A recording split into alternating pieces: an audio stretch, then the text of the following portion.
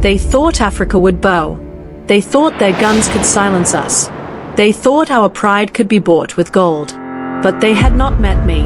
I was no king. I was no warrior trained in battle. I was only a mother. And yet, when the British came for the soul of my people, I rose. I am Yaa Asantewaa, Queen Mother of Ejisu. And today, I will tell you my story. But before I begin, welcome to Real African History, the place where Africa's forgotten voices rise again, where the buried stories of our resistance and resilience are uncovered, and where the world is reminded that Africa was never silent. If this is your first time here, subscribe, turn on the bell, and walk with us, because today you will hear one of the fiercest stories ever told. Now, let us journey back to the year 1900, to the Golden Kingdom of the Ashanti, a land of kings and warriors, drums and ancestors, a land the British thought they could break. But they were wrong. For when they reached for the Golden Stool, the very soul of our nation, I rose with the fire of 1,000 mothers. I am Yaa Asantewaa, Queen Mother of Ejisu, and this is my story. I was just a mother. I was born in the year 1840, in a small town called Ejisu, within the kingdom of the Ashanti. I did not come into this world as a princess wrapped in gold, nor as a warrior born to command. No, I was simply a child of the soil, the daughter of farmers, raised under the wide African sky. My earliest memories are not of crowns or palaces, but of the earth itself. I remember pressing my feet into the warm soil, the smell of yam fields after the rain, the laughter of market women calling out their goods. I remember sitting by the fire as elders told us stories of bravery, of kings, of our ancestors who fought so that the Ashanti Kingdom would stand proud. And above all stories, there was always one, the story of the Golden Stool. The Golden Stool was more than wood and gold. It was the very spirit of our people, the soul of the Ashanti nation. It was said to have descended from the heavens, carrying the breath of our ancestors, binding us together. No one sat upon it, not even the king himself, for it was not just a seat, it was us. I grew up in the shadow of this sacred truth. And like every child of Ashanti, I knew that to lose the Golden Stool was to lose ourselves. But let me tell you, I was no warrior then. I was a girl who learned to farm, to cook, to carry water. I married. I became a wife. I became a mother. I buried my husband with my own hands, and I carried the weight of family upon my shoulders. My life was like the lives of countless Ashanti women, filled with duty, filled with love, filled with sorrow. Yet even as I lived quietly, I watched. I saw the world around me change. The white strangers who had once come to trade now came to conquer. They did not seek friendship, but power. They built forts and demanded tribute.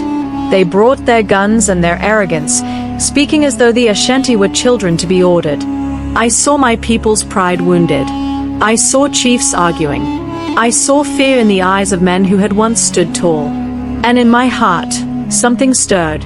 I was a mother, yes, but could a mother not also be a protector?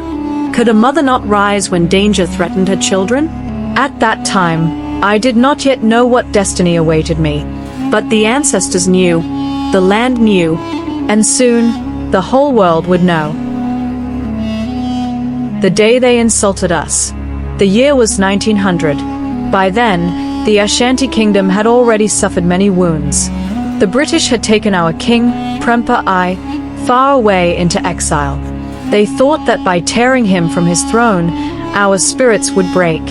They sent him to the Seychelles, across the endless sea, believing the Ashanti would kneel without their king. But they were wrong. Even without him, the fire of Ashanti pride still burned. We were bruised, but we were not broken. Then came the day that cut deepest into my heart, the day that shook the very soul of our people. The British governor, Frederick Hudson, called our chiefs to gather in Kumasi. I remember the weight of that meeting, the way the air itself felt heavy with unease. The white governor stood tall, his voice dripping with arrogance, as if he owned the very ground he walked upon. He looked at our chiefs, proud men of Ashanti, men who had carried swords into battle, men who had sworn oaths to protect our land. And then, with no shame, he spoke the words that will never leave me. He said, "Bring me the golden stool. I will sit on it." For a moment, there was silence.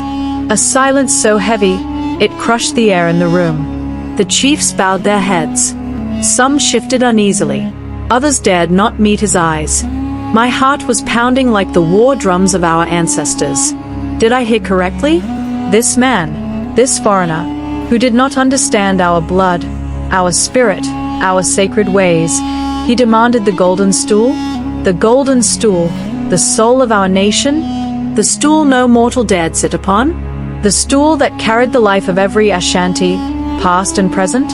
I felt fire rise in me, a rage that no words could contain. Yet in that whole silence, the chiefs said nothing, not a word. I watched their silence, and my heart broke. Was this what we had become? Men who trembled before a foreigner? Men who would bow their heads while our very soul was spat upon? That night, I could not sleep. The words of the governor echoed in my ears like a curse. I walked the floor of my room, my fists clenched, my heart torn. I thought of the children of Ashanti. I thought of the women who carried water to their farms. I thought of the warriors who had died in battles long past to keep our land free. And then I thought of the chiefs, their silence, their fear. And I swore, if they would not rise, I would. I was only a woman, only a mother. But when the soul of a nation is threatened, who can remain silent? No, I would not. I could not. That night, as the moonlight spilled across the land, I made a vow to my ancestors. If no man will fight for Ashanti, then I, Yaa Asantewaa, a woman, will. And with those words, destiny was sealed. My voice in the silence. I sat among them, our chiefs, the pillars of Ashanti.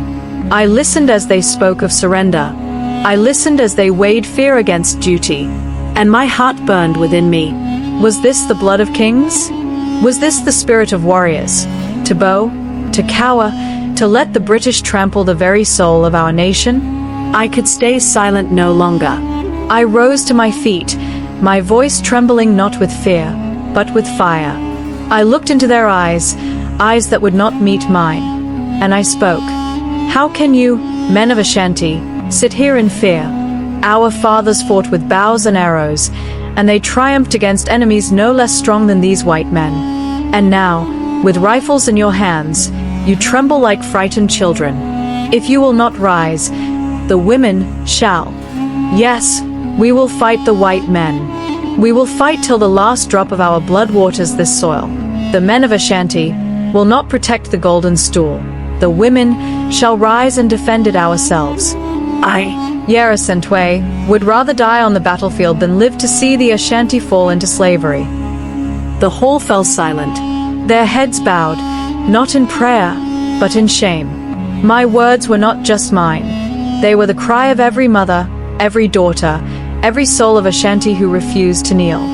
And in that moment, the spirit of resistance was reborn. The war had found its voice, and that voice was mine. The call to war. When my words fell upon the ears of the chiefs, I saw shame flood their faces. And slowly, the silence broke. Men began to murmur, women began to nod, and the fire spread from heart to heart. It was not enough to speak. The time had come to rise. So I sent the call through every town, every village of Ashanti. The drums carried my voice further than my feet ever could. Boom, boom, boom. Each beat was a command. Each rhythm was a summons. They came. From the hills, from the forests, from the riversides. They came. Young men with fierce eyes. Old men who had once fought in the wars of our fathers. Women with babies on their backs, yet fire in their hearts. I watched them arrive with machetes, muskets, spears, even farm tools turned into weapons. Some carried charms from the priests, others carried nothing but courage. Mothers blessed their sons with trembling hands, whispering prayers into their ears. Wives tied cloth around the waists of their husbands, vowing to keep the home until they returned. And we women, we sharpened spears too. We swore we would not wait in the shadows. This fight was for all of us. The nights were filled with songs, songs of ancestors, songs of defiance. Around the fires, strategies were whispered, oaths were sworn. I stood before them, my voice carrying over the flames. This is not only a war of men. It is a war for Ashanti. The British think we are afraid. They think we will hand them the Golden Stool, the soul of our nation. But we will show them. We will fight with every breath, every drop of blood. If we die as Ashanti. But we shall never kneel. And when my people roared in answer, the ground itself seemed to shake. This was the call to war. And Ashanti answered. The fight for the Golden Stool. The call was answered, and now war had come. The British marched with their red coats, their rifles, their arrogance. They thought they would walk into Kumasi and take what they wanted, as they had done elsewhere. But they did not know the Ashanti. They did not know me. From the forests, we struck. Our warriors melted into the shadows, waiting for the perfect moment. Then the crack of muskets tore through the silence. We cut their supply lines. We ambushed their convoys. Every tree became our ally, every path a trap. I watched men fight with the strength of lions, women fight with the fury of mothers. Some carried rifles, others only spears, but their courage made every weapon sharp. When one warrior fell, another rose to take his place. The forest shook with our war cries. For the Golden Stool. For Ashanti. For months, we fought. We drove them back, again and again. British soldiers who came with pride in their step now stumbled with fear in their eyes. They called us rebels, but we were defenders. They called me just a woman, but I was the spirit of 1,000 warriors. Yet war has no mercy. I saw friends cut down, blood soaking the earth that once grew our food. I heard the cries of mothers for sons who would never return. And every death pierced my heart like a spear. But still, we refused to bow. We fought not for land, not for riches, but for the soul of our people. For the Golden Stool, the throne not of kings, but of the Ashanti nation itself. And as long as I breathed, I swore, the British would never touch it. The net closes. For months, we held them back. For months, the forests of Ashanti swallowed the British and spat them out broken. But empires do not rest. They do not tire. They return with more, always more. And soon, they returned with reinforcements. Soldiers from faraway lands, weapons we had never seen, endless supplies of bullets and shells. The noose was tightening. Food grew scarce. Our warriors grew thin with hunger, their eyes hollow from sleepless nights. Some villages were burned, others betrayed us in fear of British punishment. Every betrayal cut deeper than any bullet. And still, I stood. I could not show fear. For every man who looked at me, I had to be strength. For every woman who looked at me, I had to be hope. But inside, my heart bled. Every death felt like my own. When a son fell, I heard his mother's wail in my dreams. When a brother did not return, I felt his wife's tears burn into my soul. The weight of leadership is not glory. It is grief carried in silence. The British closed in on Kumasi, tightening their grip, forcing us deeper into the forests. I prayed to the ancestors, to the spirits of Ashanti, to give us strength. But even the bravest warrior cannot fight hunger. Even the sharpest spear cannot pierce despair. I knew the end was near. Yet I swore, if I must fall, I would fall standing. I would fall with my spirit unbroken. The net was closing, but the fire within me refused to die. Exile, but not defeat. They came for me at last. The war was ending not in victory, but in capture. The British bound my hands, as if ropes could bind the spirit of Ashanti. They marched me away from my people, away from the land I had fought to protect. I looked back one last time at the forests, the golden hills, the sacred earth that had birthed me. And I whispered to it, "Forgive me." They put me on a ship. The sea stretched endless before me, carrying me farther and farther from home, to a place I had never seen, an island called the Seychelles. A prison dressed as paradise. Exile. That was their punishment for me. But even in exile, I did not bow. I walked among foreign shores, but my spirit wandered in Ashanti. I longed for the sound of the war drums, for the voices of my people, for the sacred sight of the Golden Stool. I mourned the sons and daughters who would never return, the warriors who had given everything. Their faces never left me. The British thought exile was defeat, but they were wrong. For in my silence, I knew the fire I had lit could not be put out. The women of Ashanti had seen me rise. The men had heard my voice in their shame. Children yet unborn would carry my name. I was far from my land, but my spirit lived on in it. And though my body would never again touch Ashanti soil, my soul refused to kneel. Exile was not defeat. It was only the planting of a seed that one day Africa would rise again. My legacy lives on, where she speaks from beyond death. They carried my body across the seas, far from the red earth that gave me life. Exile. Silence.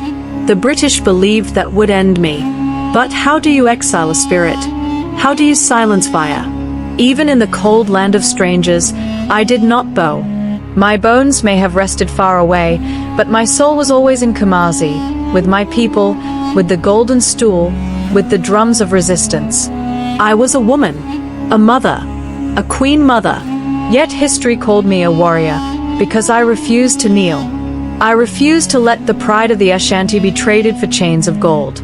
And when death came for me, I did not fear it. For I knew the spirit of Yaa Asantewaa would never die. Listen, children of Africa, my blood has watered the ground you walk upon. My voice still rides the wind that stirs your flag.